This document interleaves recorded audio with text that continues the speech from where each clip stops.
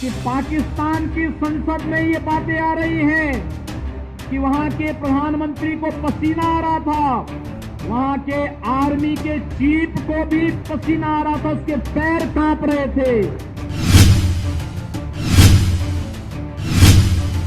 कि कहीं भारत अभी हमला न कर दे।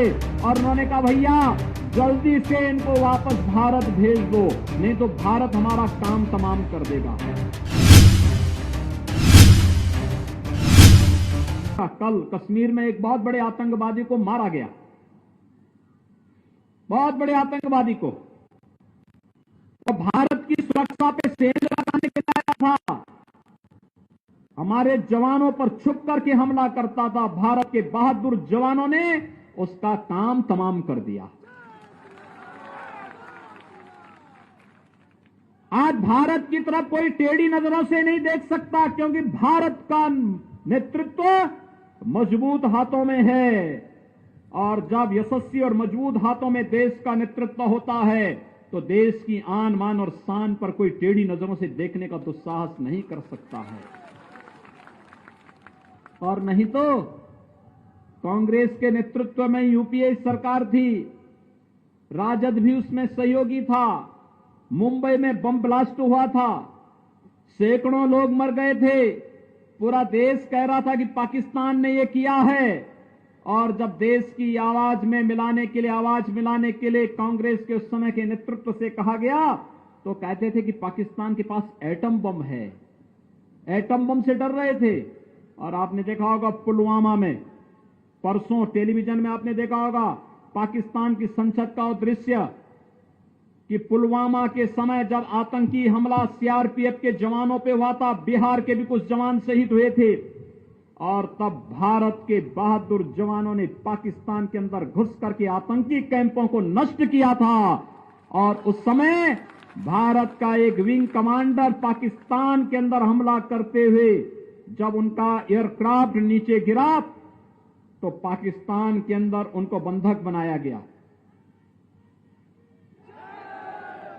आपने देखा होगा विंग कमांडर अभिनंदन को पाकिस्तान को 24 घंटे के अंदर उन्हें सकुशल भारत को सुपुर्द करना पड़ा था।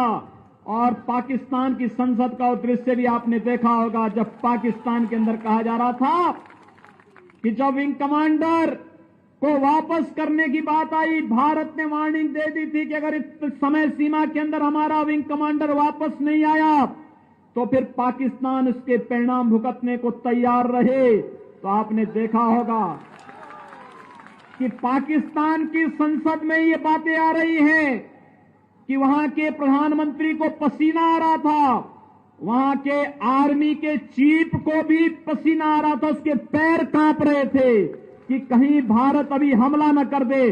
और उन्होंने कहा भैया जल्दी से इनको वापस भारत भेज दो, नहीं तो भारत हमारा काम तमाम कर देगा। यह है भारत का शौर्य और पराक्रम। आज कोई भारत की तरफ टेढ़ी नजरों से देख नहीं सकता, और देखेगा उसकी आंखें भारत के बहादुर जवान निकाल करके तस्तरी में परोस करके भारत की जनता के सामने प्रस्तुत कर देते हैं। यह है हमारा भारत। और नहीं तो इन्होंने भारत को, कांग्रेस ने, राजद ने तो भारत को भी मजबूर भारत कर दिया था।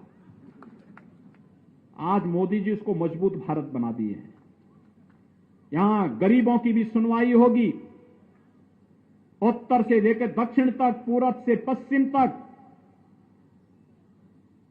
भारत के किसी नागरिक के साथ कोई भेदभाव नहीं, सुरक्षा सबको, सम्मान सबको, योजनाओं का लाभ सबको।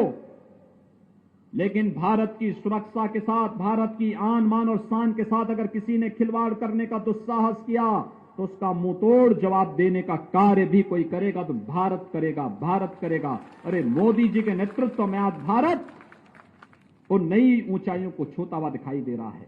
इसलिए भाइयों बहनों, हमें एक मजबूत भारत के लिए एक समृद्ध बिहार चाहिए, एक सुरक्षित बिहार चाहिए। और उस समृद्ध बिहार और सुरक्षित बिहार को तभी हम बना पाएंगे जब बिहार के अंदर भी एनडीए की सरकार नीतीश कुमार जी के नेतृत्व में एक बार फिर से बने।